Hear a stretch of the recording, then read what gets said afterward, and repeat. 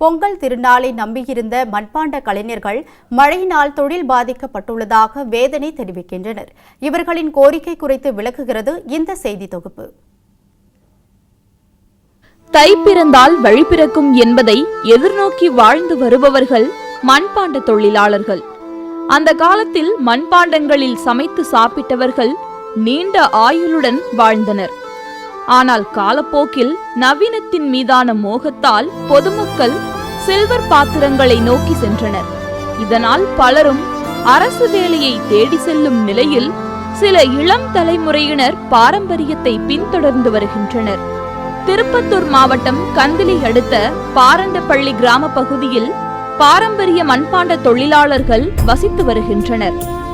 இங்கு வசிக்கும் 500க்கும் மேற்பட்ட குடும்பத்தினர் மண்பாண்ட கைவினை பொருட்களையே வாழ்வாதாரமாக நம்பியுள்ளனர்.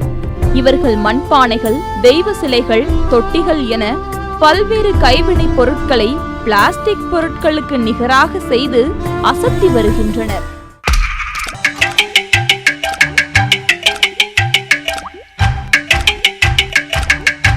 இந்த கைவினை பொருட்களை திருவிழா காலங்களில் பல்வேறு பகுதிகளுக்கு எடுத்து சென்று விற்பனை செய்கின்றனர்.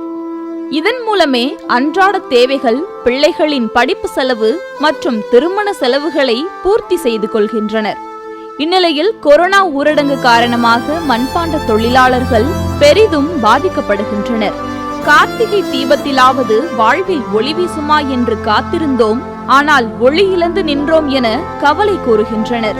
விநாயகர் சதுர்த்தியாவது எங்கள் வறுமையை போக்கும் என்று எண்ணினோம், ஆனால் இயலவில்லை எனவும் மண்பாண்ட தொழிலாளர்கள் வேதனை தெரிவிக்கின்றனர்.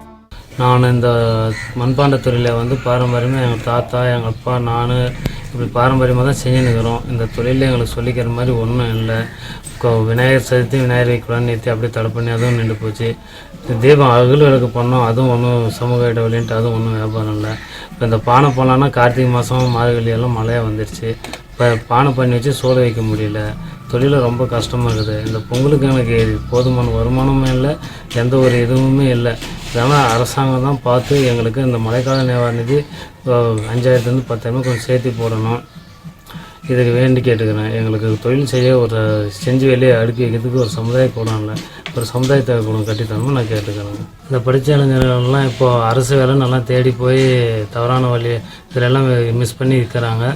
அதனால் இந்த தொழிலை கற்றுன்னு இதுக்கு ஒரு தொழில் பயிற்சி இருந்தாக்க, தொழில் கூடம் பயிற்சி பள்ளி மாதிரி இருந்தால் இந்த தொழிலை நான் எல்லாருக்கும் கற்றுக் கொடுப்பேன். இந்த தொழில் அழியாது, அவங்களுக்கும் நல்ல ஒரு வருமானம் வரும். பொங்கல் பண்டிகையை எதிர்நோக்கி காத்து கொண்டிருக்கும் மண்பாண்ட தொழிலாளர்கள் தற்போது மழை காரணமாக பாதிக்கப்பட்டுள்ளனர். அவ்வப்போது திடீரென மழை பெய்வதால் பானைகளை காய வைக்க முடியாமலும் சூளையில் தீ வைத்து மூட்ட முடியாமலும் திணறி வருகின்றனர். உணவுக்கே வழியின்றி கடன் வாங்கி தொழில் செய்து வரும் நிலையில் பொங்கல் திருநாளில் பானையை விற்றால்தான் தங்களுக்கு வாழ்வாதாரம் கிடைக்கும் எனவும் தெரிவித்துள்ளனர். மேலும் மண்பாண்டம் செய்யும் அனைத்து குடும்பங்களுக்கும் இலவச மின்சாரம் வழங்க வேண்டும், கருணையின் அடிப்படையில் வட்டியில்லா கடனுதவி 2 லட்சம் பெற்றுத்தர ஆவணம் செய்ய வேண்டும் எனவும் கோரிக்கை விடுத்துள்ளனர். கேப்டன் நியூஸ் செய்திகளுக்காக திருப்பத்தூர் செய்தியாளர் ரமேஷ்.